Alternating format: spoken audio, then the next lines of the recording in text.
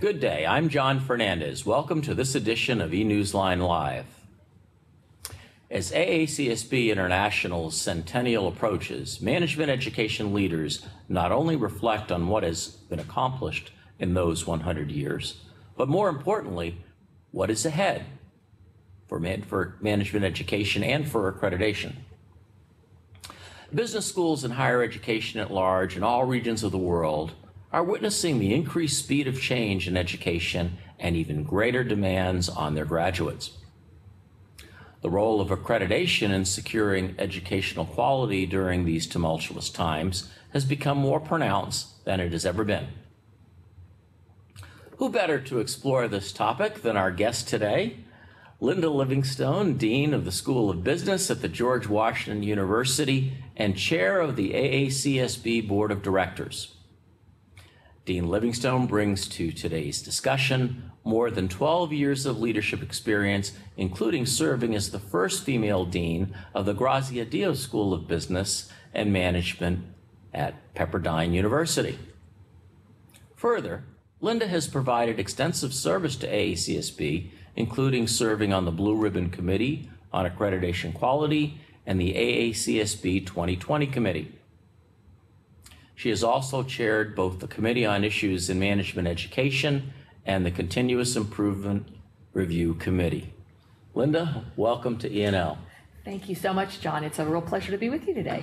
Well, it is, and before we start, I want to say a grazie dio to Pepperdine for doing such a wonderful job of giving the opportunity to mature as a leading world dean during the period I've been able to observe, which is we've almost overlapped completely. So right. Congratulations, good luck in Foggy Bottom, and I'm sure you'll enjoy it, but thanks to Pepperdine.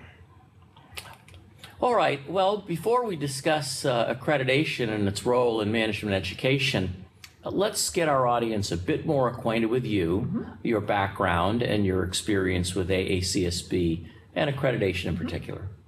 Sure. You know, I have been involved, as you mentioned, for quite some time with AACSB. I would say my first involvement was really when I was at Baylor University as an associate dean for their graduate programs there before I went to Pepperdine. And I really began to go to some of the conferences and seminars and become familiar with the organization. But then it was when I went to Pepperdine as the dean of the Grazia Dio School there that I really began to get deeply involved. And it really started with serving on accreditation teams, both domestically and outside the United States.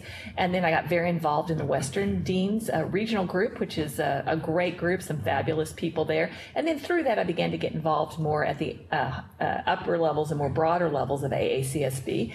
And now I've had the opportunity, probably in part because of my experience through AACSB, to move to the George Washington University School of Business, where I've been for just not quite a month yet, and very excited about that opportunity and continuing to be involved with AACSB. Well, I'm sure it's going to be wonderfully exciting and a very interesting should I say, advancement of your own personal capacity and experience on both coasts, somewhat different types of schools, right. Certainly different environments, so good luck with that. Well, thank you very much. How would you define what accreditation is and the purpose it serves for business schools? Well, I think accreditation is a really critical part of what we do in higher education broadly, but certainly more specifically within business schools. And I think because of the way we think about accreditation at AACSB as a mission-driven process and one that focuses on continuous improvement, it's a really great way to help schools focus on kind of what their core business is, what they're really trying to accomplish, and then to think about how they continue to enhance what they're doing, whether it's related to the classroom or research or engagement with the broader business community.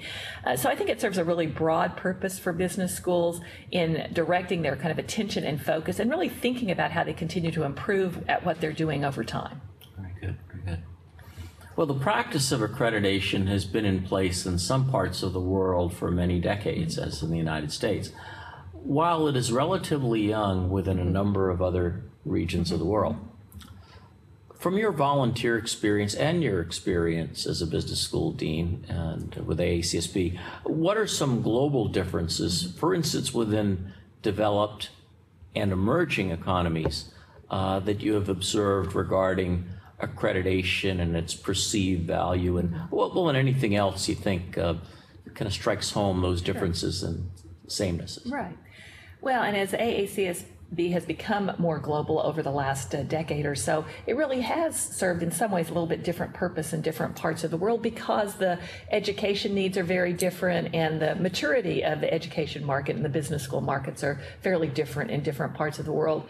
I think what I would say in more developed parts of the world where AACSB accreditation is actually kind of more deeply embedded and more broadly engaged with a variety of schools, in many ways, for higher quality schools, it's kind of become an expectation that you have AACSB accreditation. So for schools, it's certainly a differentiator, but it's in some ways it's more along the lines that if you don't have it, why don't you have it? Because really all the good schools do have a AACSB accreditation. I think when you go outside of those more developed parts of the world where AACSB is more deeply involved and engaged, it can become a very significant differentiator. There are many, many business schools around the world. I think we know the number somewhere in the 15,000 or more range, most of which are not accredited. So for those schools that can be accredited and take that seriously, it truly differentiates them from other schools in their region or their country. So I think that how it plays out is quite different depending on the part of the world that you're in, and it can be extremely critical to schools in emerging economies to really show that they're taking seriously quality education and want to continue to improve what's happening in that region of the world or in that country. I've seen so many instances over 15 years where a school in a particular country has been the first to achieve accreditation. Not only is it a sense of pride, we're one of the global kids now, but saying they're the first is very important. And one, it's never taken away from you that you're the first. Right. Might not be the only, but it's an important distinctiveness that's sort of associated with the brand and the quality of the network. But when I think back for schools that are in heavily competitive markets, right. We can talk about just up the coast, Philadelphia, Boston, the Washington, D.C. area. It's an important right of entry because without it, there's an appearance that why don't you have it? Right. But I think schools still benefit from the process. And the process emphasizes that you have to present yourself as distinctive in the marketplace, that AACSB trusts you about its accreditation, but here's what you're about, and here's what your brand means. And I think that's a challenge for many schools. What are your thoughts? Oh, absolutely. I think that the process for accreditation in many ways is the most valuable part of it for all of us because we do have to step back and look very carefully at what we're doing, how we're running our organization, how we're connecting to our mission. And so that process, which is really a continuous improvement process, and since we've gone to a 5-year review cycle, you always have to be on top of it, and you always have to be thinking about what you're doing and how you're really thinking about those standards and how you're going to continue to enhance what you're doing with regard to those standards. So the process is really critical to all of us. And I think that's why you see schools taking that so seriously and continuing to engage with AACSB at conferences and seminars. I think even beyond the process and the accreditation, the learning experience, the peer connections that we make through the conferences and seminars is extremely rich and valuable, even beyond kind of the stamp of accreditation that you get at the end of the process. Well, although AACSB is viewed as the most established and certainly the oldest business school accreditation body, we like to say that we're the most prestigious, but you hear arguments from others. There are other organizations like it that focus on quality assurance and management education. How does AACSB accreditation and AACSB as an organization, its other services, differ from some of the other accreditors based in various parts of the world, in your opinion? Well, I think there's multiple ways that you see differentiation there. One, I do think there are differences in the standards themselves and the process by which we accomplish those standards. As I've noted before, we are very mission-driven, so we're focused on continuous improvement. We have a rigorous peer review process. And we don't have sort of a legalistic set of standards that you just check the box, and once you've checked the boxes, you're done and all is well. And so I think that can differentiate AACSB from some of the other accreditation processes. I also think that the fact that we have a whole thought leadership realm of what we do that's really trying to look at critical issues facing business schools and higher education, and doing a lot of research and background work, and then coming out with recommendations related to those, both for schools and for AACSB itself, is important and quite different from what you see with other accrediting agencies.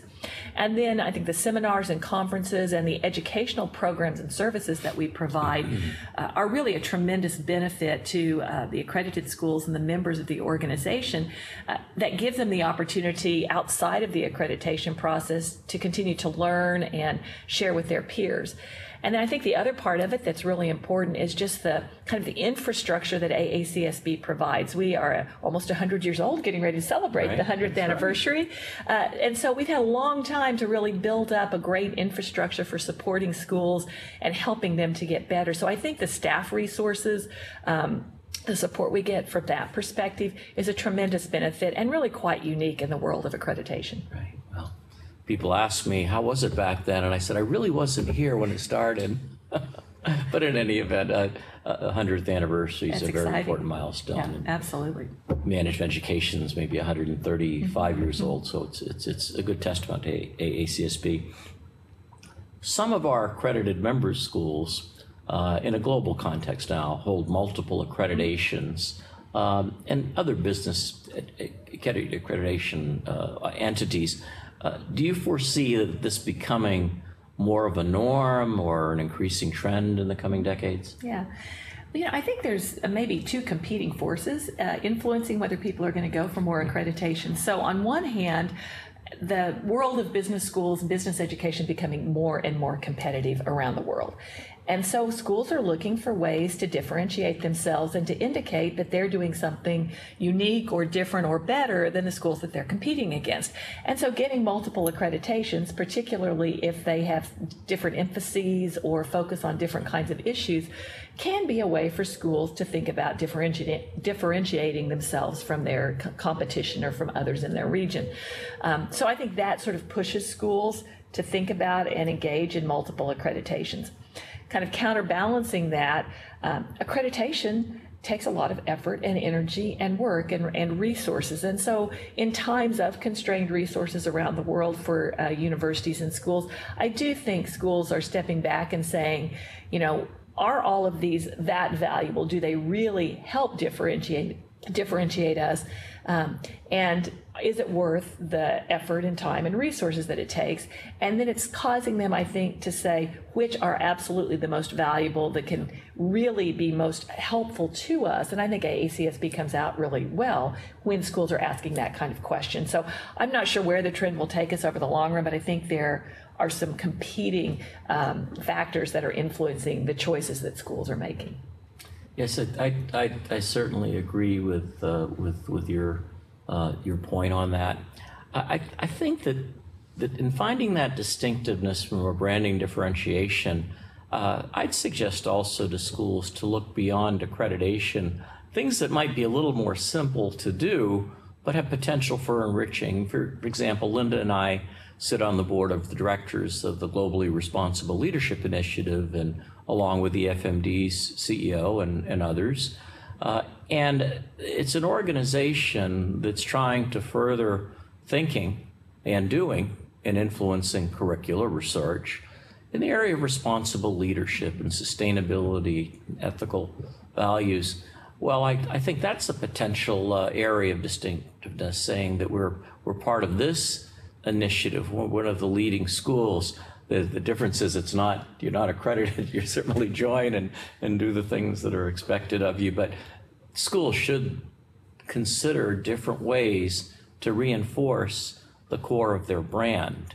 And when the core of your brand or something essential is producing responsible leaders, I think that's a way of doing it, and I'm just giving a little plug for GRLI, but we could talk about a lot of other organizations in that regard. Yeah, absolutely. And I think that's an important role AACSB can play, is to give those kinds of opportunities to schools as well, to engage with other organizations that are emphasizing really important things about what we should be doing in business education that are related to accreditation, but support really some of the standards in the context of accreditation. Sure, that's right. They do support the standards. You were deeply involved as a member of the Blue Ribbon Committee on Accreditation Quality, responsible for the 2013 standards, which are considered to be quite breakthrough in many circles. Sure. With the main force behind the design, along with others, but how would you characterize the opportunities presented through the 2013 standards, and how has the transition process been thus far, in your opinion? Yeah. Now, it was a really wonderful experience to be a part of the Blue Ribbon Committee, and I would say one of the things I think that was most important about that process and led to what I think is a very good outcome with the new standards was the way in which we did it. There was tremendous engagement around the world with our member schools and our accredited schools to really listen to what was working, what wasn't working about the existing standards, to understand what schools were facing in terms of their competitive environments, to think about what we need to be doing as business schools to really make a difference and have an impact in the world. And that really influenced what came out of the standards. And I think one piece of that that's really interesting is there's kind of three overarching pillars that are a part of the standards now, which was not built into the previous standards. A very different way of thinking about the standards: engagement, impact, and innovation.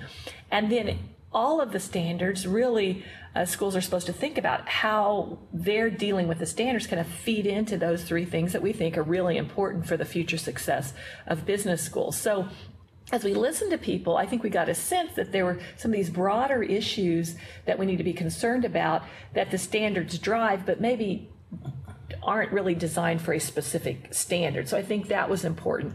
I think this issue of impact and the impact of research and the impact of other things that we do, I think can devolve to just counting things and checking boxes, but we really do need to be thinking about the impact we have both in the classroom with our research and in other ways. And so there are elements of the standards now that are very specific about that, particularly with regard to scholarly activity, thinking differently about how we consider faculty qualifications. That probably does a much better job of meeting the needs of the world more broadly. So I think that process of listening, engaging the community in discussions led to a really nice set of standards that better reflects what we should be doing and where we should be going as business schools to really do our work more effectively and to really make a difference in business education and business more broadly. Yeah. Oh, certainly. And I think that the three pillars which brand the 2013 standards are really important for schools to consider. Do we want to get behind this concept and be involved in operationalize that in our context? Because it's very powerful. It covers what I'd consider to be sustainable success areas for a school. And we're all concerned about the longevity of higher education, management education in particular.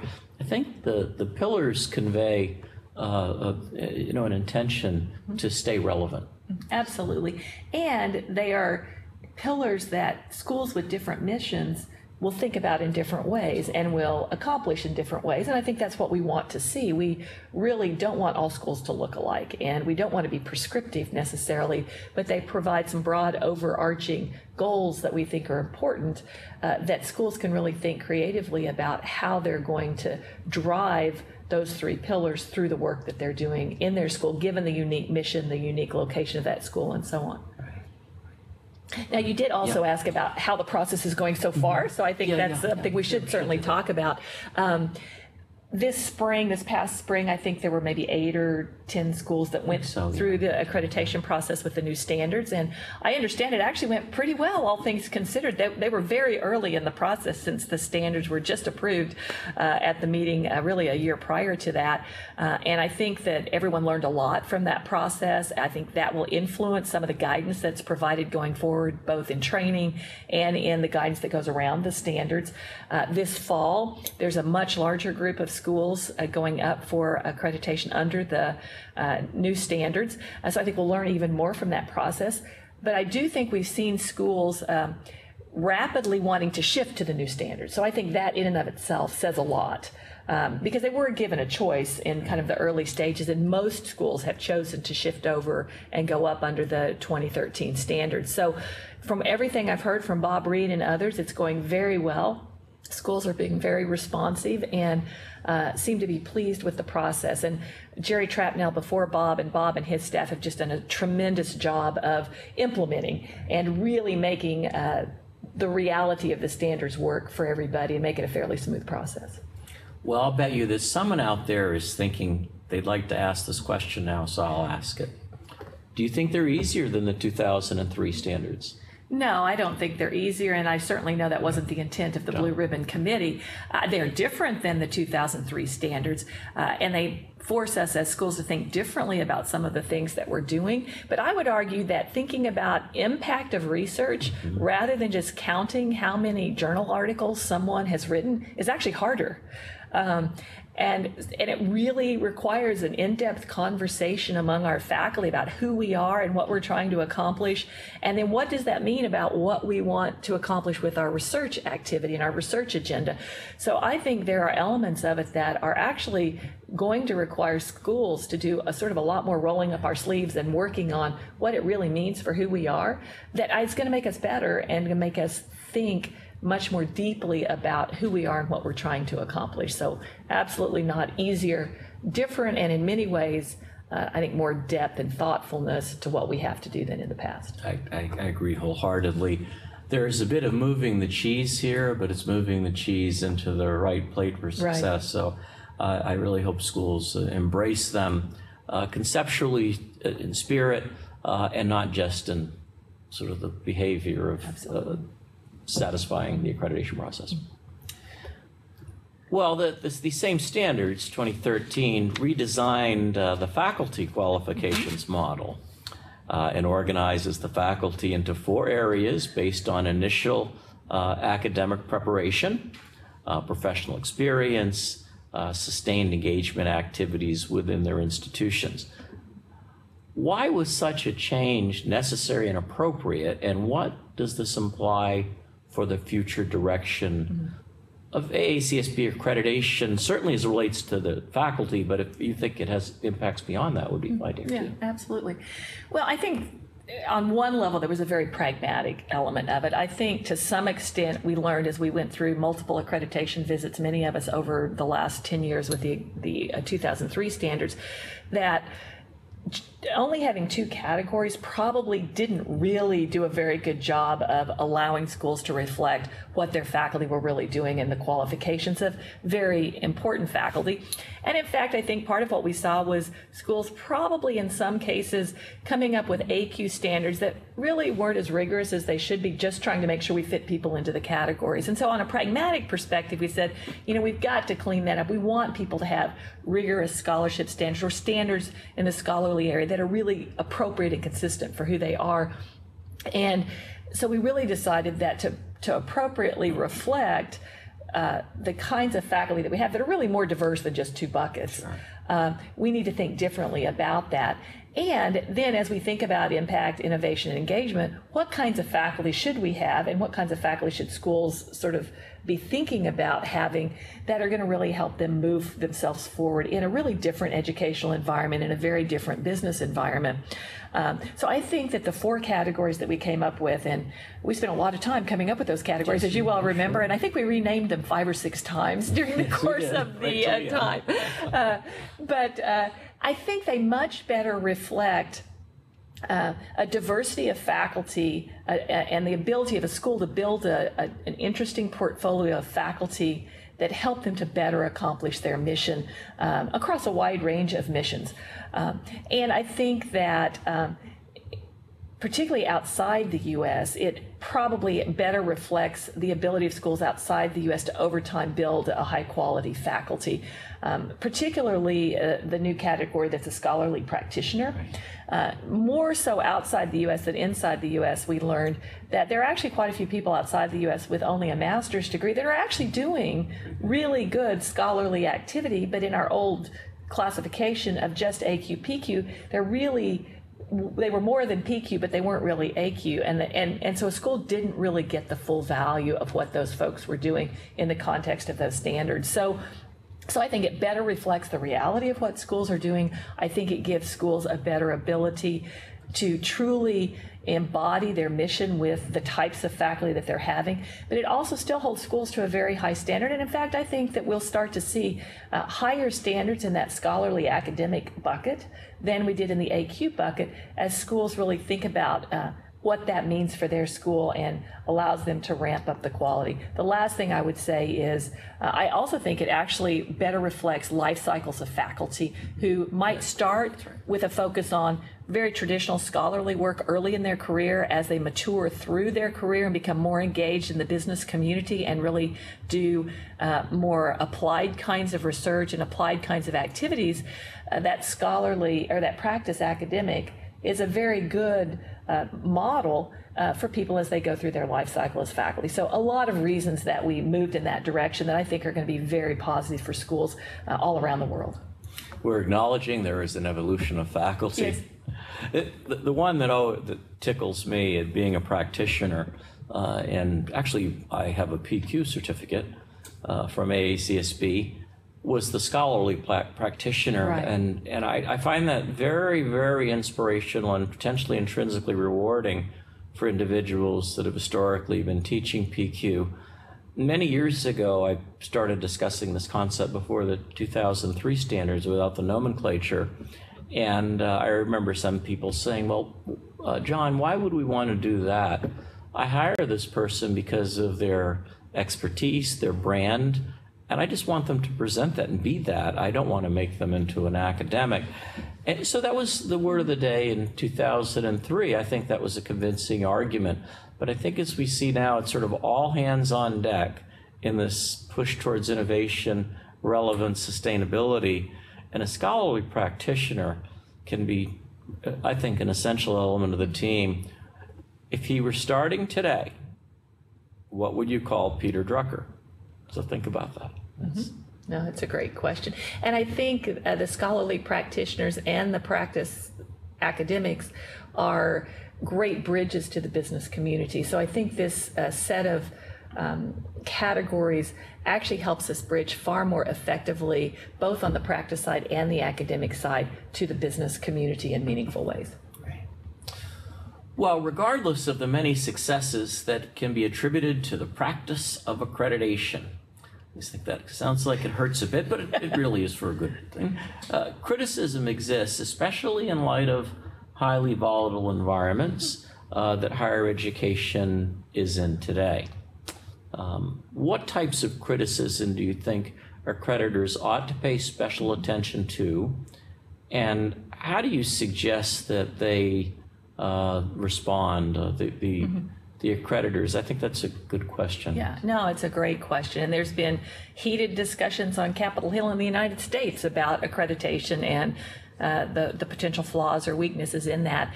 I would say some of the primary criticisms probably have to do with, the cost and the burden and, maybe the intrusiveness of accreditation, and is that a real issue that is problematic for schools?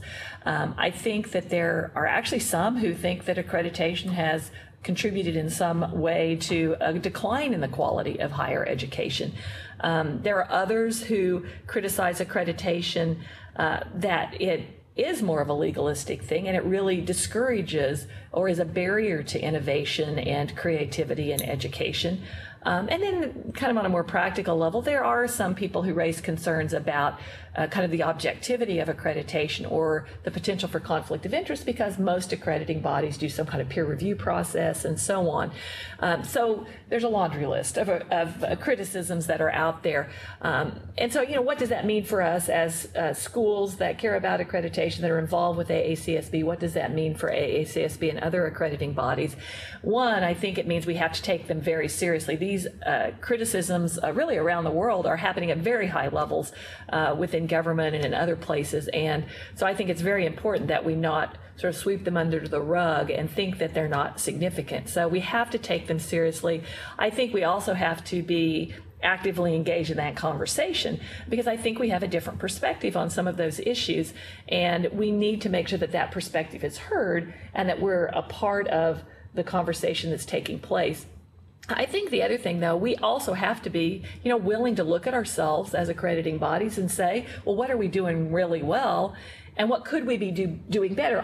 Is there some reality to some of these criticisms that we really need to take seriously and think differently about what we're doing? And I think in part that's some of what influenced the 2013 standards that we came up with.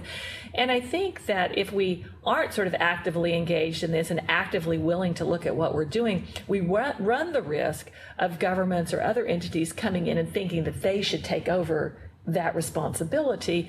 And then you take away the ability to be looking at quality for education from those that know education best and put it in the hands of others. So I think it's a really serious area that we have to be deeply engaged in and involved in to ensure that the right influence is leading the direction where education is going to go around the world. Yeah. And I think that any government should be and has to be listened to. They should provide input. But every activity shouldn't be government managed. And I would argue that accreditation, particularly in business, but I would say in all of higher education, and maybe because of longevity, I'd say in this case I'm referring more to the United States, has had a significant continuous improvement impact on encouraging schools to get better. And absent the accreditation, I don't know what potpourri of things business schools would be doing if they would be business schools. And using a government activity tends to create standardization and behavior just at the norm. It certainly, innovation would be a little cuter for government to inspire. So right. I think it's better to provide constructive criticism for any government, but then it's better to let the industry do as it's done. It's self-regulated, and it's not a burden on the taxpayer, and it's done a good job over time. Mm-hmm. So that's probably my healthy suggestion. Yes. Well, and I think the other thing that influences that is the market speaks as well. And if the market thinks higher education isn't doing its job, it will send that message to us. And then in the context of what we do as organizations and in the context of what we do as accreditation, we need to pay attention to that. So there are multiple influences on the direction higher education goes outside of accreditation that are deeply influential and should help move us forward to be more innovative and to do a better job at what we're doing. And we've got to pay attention to all of those factors.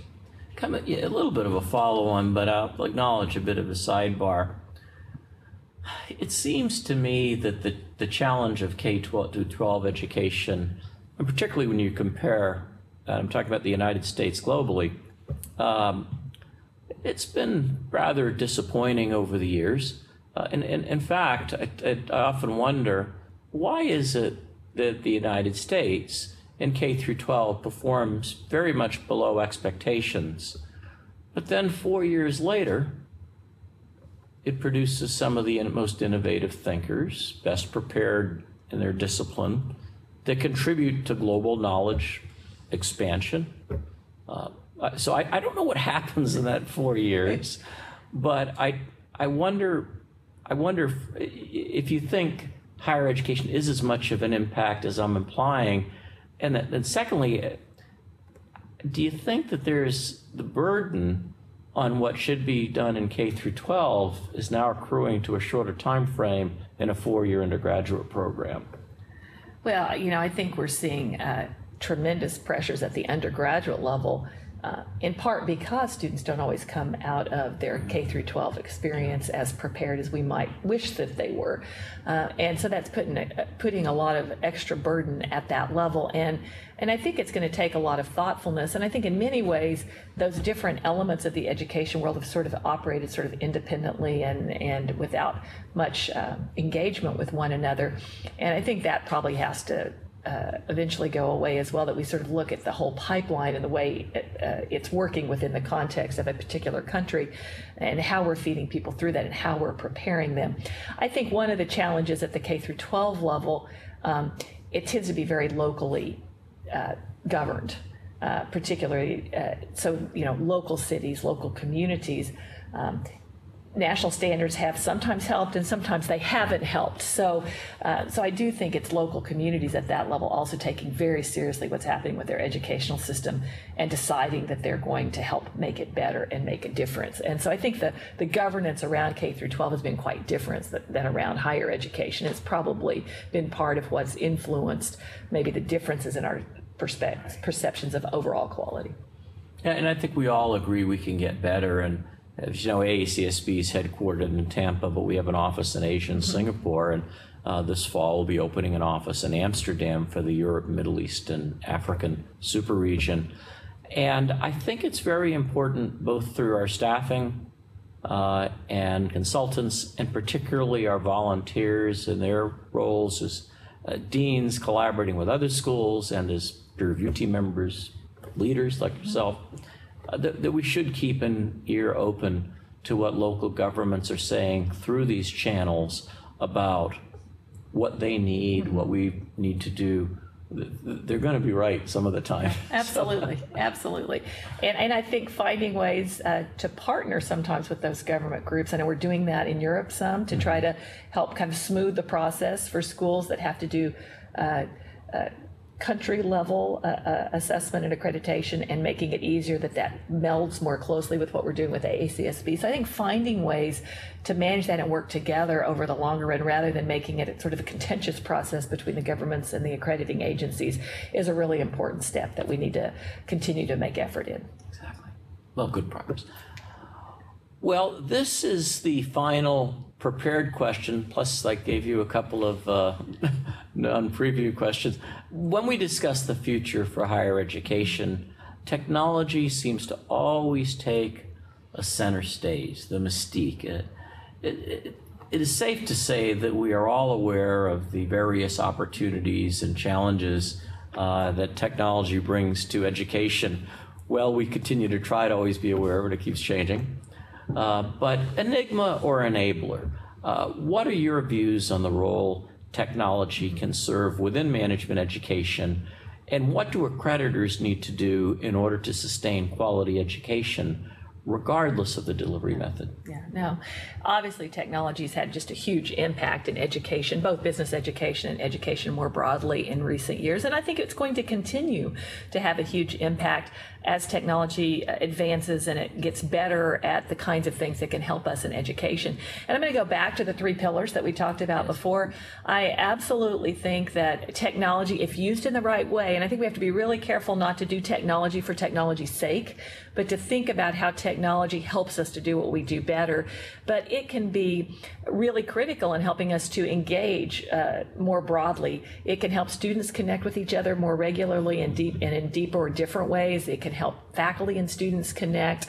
It can give access to education to a much broader set of individuals. It allows us to bring people into our student classrooms, whether they're online or on-ground classrooms, in ways we never could before. So I think it really helps with the engagement piece of what we're talking about. Technology in and of itself is an innovation, but I think it's also driven innovation in pedagogy. I think it's driven innovation in scholarly activity. And so I think if we use technology correctly and think about it as a potential tool for innovation, it can be really, really important with schools while ensuring that you're maintaining the integrity of your mission and the quality of what you're trying to do. And then in terms of impact, I think technology gives us the ability to have a much broader and deeper impact with a probably a broader set of individuals or organizations than we had before. It allows us to disseminate the scholarly work that we're developing in different ways. It allows access to a much broader set of people that we can have a broader impact on. So if you think about technology, I think it is one of a variety of factors or tools that we can use to help drive those pillars that we've been talking about. In terms of kind of how that relates to the accreditation process, when we developed the 2013 standards, the BRC spent a lot of time talking about, as you know, whether we should have separate standards for online versus online or any delivery mechanism should be held to the same standards regardless. And we had a task force that looked into that, and ultimately we concluded, and I think this is absolutely the right way to think about it, that online or any delivery mechanism, whether it's online, hybrid, or some other way of thinking about things, that we should really have the same standards for any of those delivery modes for education. And they may play out a little bit differently in those different delivery modes, but at the end of the day, we want overall high quality in what schools are delivering, regardless of the mode of delivery. And so the standards should really apply consistently across all those modes. And I think that was the right thing to do. We'll learn more and more about how that works as we implement the new standards and apply them to a variety of delivery modes across diverse schools around the world. But I think we're in a pretty good place, and that we're seeing good results from that. Well, Linda, it's now time to get out your pencil. Okay. The audience will ask questions. Got it right here. They will record and decide that this is case law. As online programs increase, so do concerns and questions around integrity and the need for standards. My school has developed some techniques for ensuring our online programs remain as rigorous and engaging as our face-to-face offerings. But this takes extra effort, well-placed effort, I would say. What concerns or guidelines do AACSB consider regarding fully online programs? Are there any differences beyond we expect the same overall quality? Right.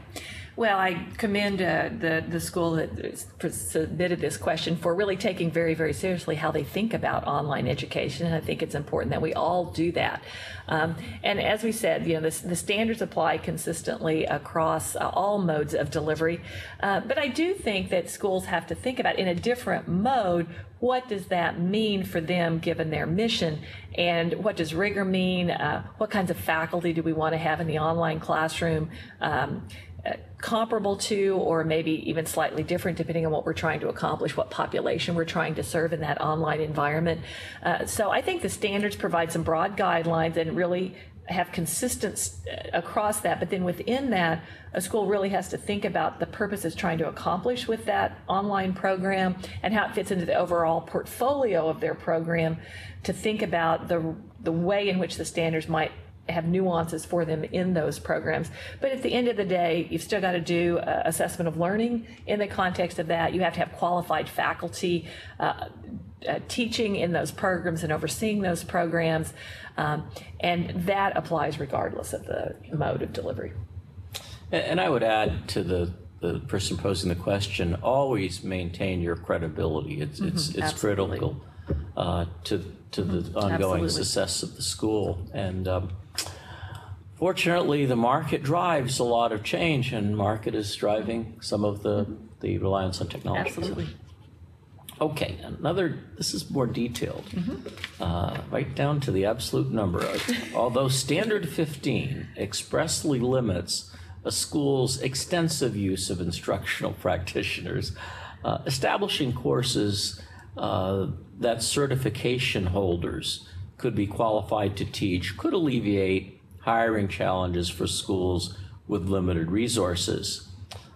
Do you foresee AACSB ever recognizing the master's accounting certification credentials, such as the certified, as financial analyst, or the CPA, certified internal auditor, as qualified to teach?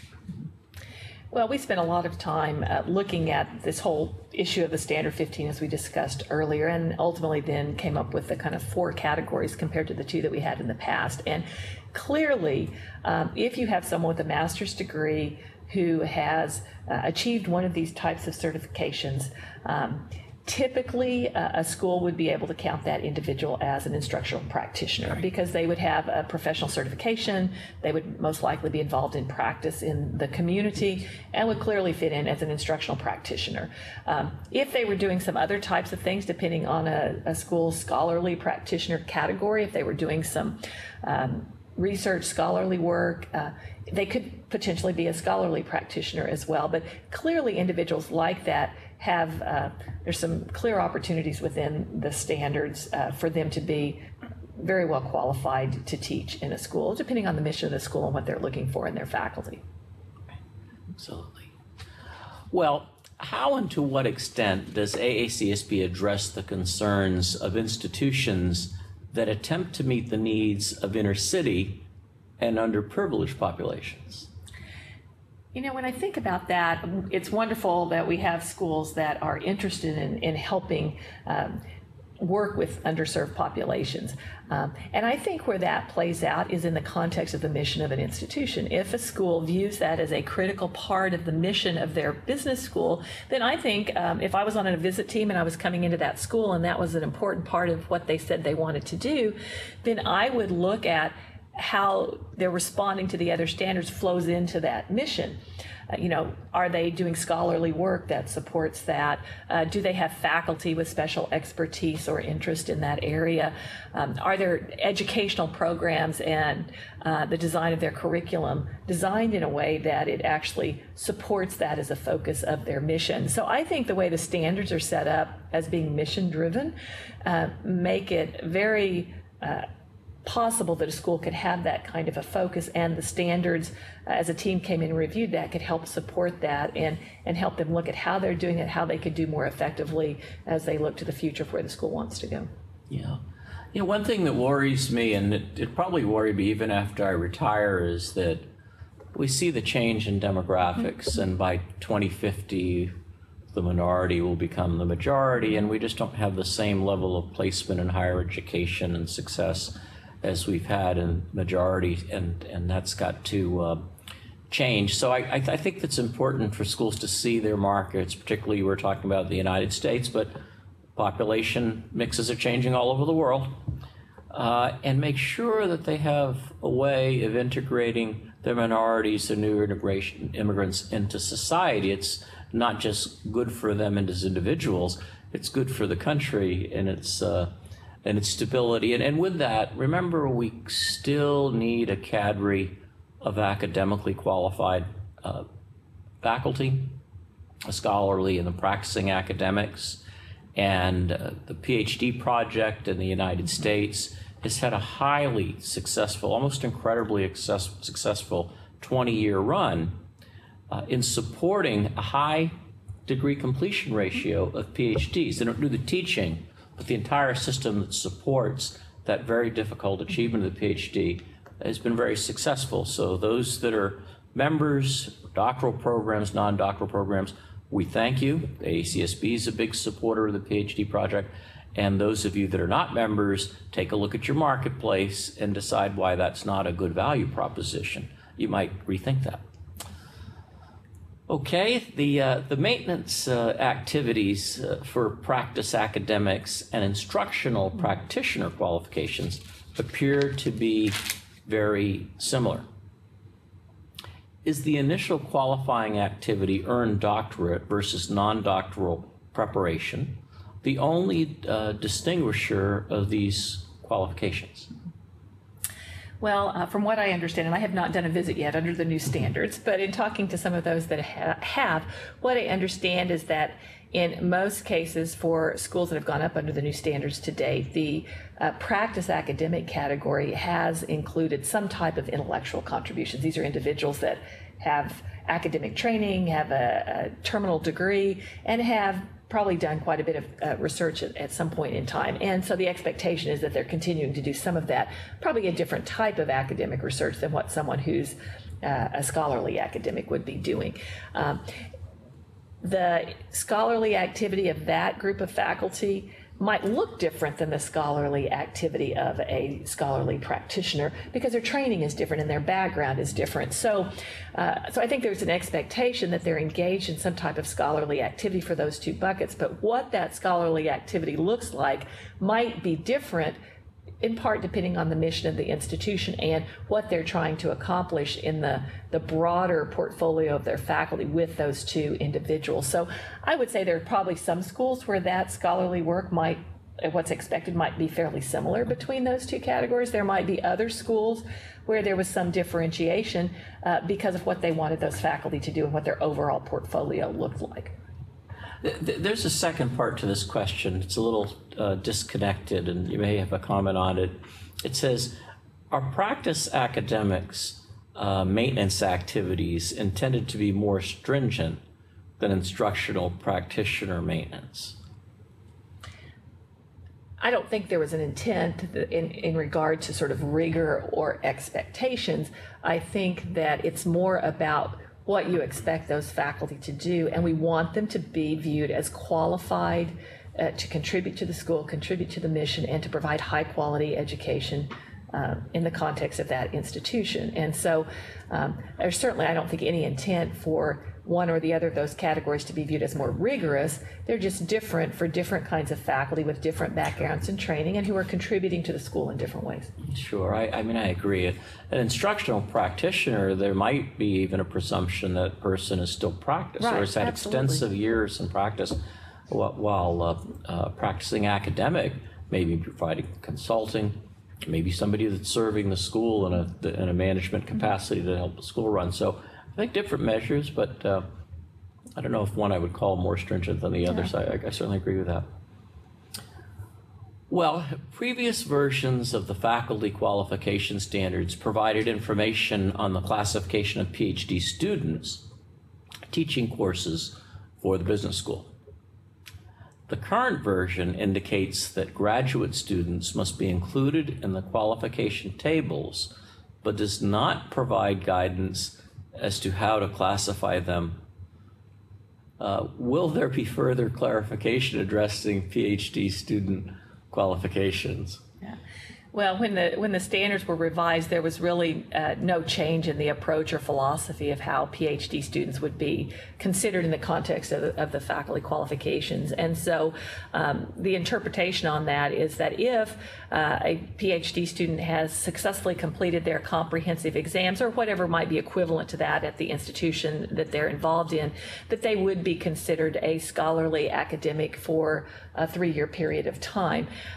There is a process by which the accreditation standards and the documentation around those are updated on a regular basis as we get questions and to make sure that people understand those standards and how they should think about applying them. And so there is going to be some work that's going to be presented to the Committee on Accreditation Policy in January of 2015 and released at the end of January. So there will be more context for some of these standards in that as we've learned what some of the questions are. But in general, the philosophy around doctoral students is comparable to what it was in the 2003 standards.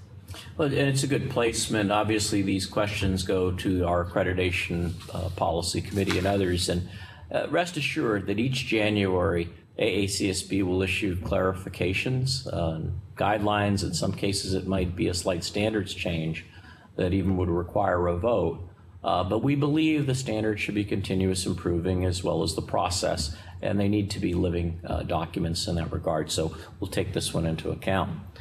Well, this is the last question that we have, and this is more open-ended. What should AACSB and its schools be doing now in order to secure a sustainable future and meaningful role for addressing global society's challenges? Just a tiny question to end the day with, right? Well, people may be tired of hearing me say this, but I'm going to go back to the 3 pillars that overarch the standards because I think they're critical to what we're doing, and I think they respond well to this particular question. But I think that as an accrediting body, AACSB, and as business schools, as we look to the future, We have to engage broadly. We have to engage within our communities, but we have to engage with the business community more broadly. We have to engage globally so that we really understand what the needs of business are, what the needs of society are, so that we're really doing things in a business school context that matter and are going to meet the needs of those communities. So engagement, critical. Innovation, we will through that understand how we need to innovate and change. We have to be willing to change and to adapt to meet the needs of the world out there. That's going to be very different 5 years from now than it is now, and different again in 10 years and so on. So I think innovation continues to be a critical thing that we have to focus on. And then at the end of the day, we want to make a difference and we want to do something that matters. And so impact, I think, is at the end of the day kind of a bottom line measure we have to think about is how are we having an impact in the lives of our students and the scholarly work that we're doing? Are we really making a difference in some of the issues in society that really matter for the long run? And so I think if we think about those things, engagement, innovation, impact, and focus on those both as an entity at AACSB and as business schools, we'll do very well for ourselves in the long run. Well, Linda, thank you very much for an outstanding job today, and I'm sure that a lot of individuals will be pressing rewind a lot to listen to what you've said. I also want to offer both my congratulations and best wishes for this really important year for yourself, being the new dean at George Washington University, and also your year as chair of the board of AACSB. I believe you'll exceed your own high expectations, but I wish you the best. I'm sorry I'm not going to be there at the end, but I'll probably be looking at the scorecards next July anyway. Absolutely. Well, it's my pleasure. I really look forward to the opportunity, and I really look forward to working with everybody in the community of AACSB. We've got a lot on the plate this year that's very exciting, and I look forward to seeing where that goes. And we know you'll be looking over our shoulder in the future and making sure we continue to make great progress as we have under your leadership, John. Well, thank you, Linda. Well, and thank you to you, our viewing global audience, and I want to thank you for the 3 years that we've been doing ENL. We've just completed our 3rd anniversary. We began with our first episode in September 11, and we've built up quite a clientele that uses our resources for different reasons.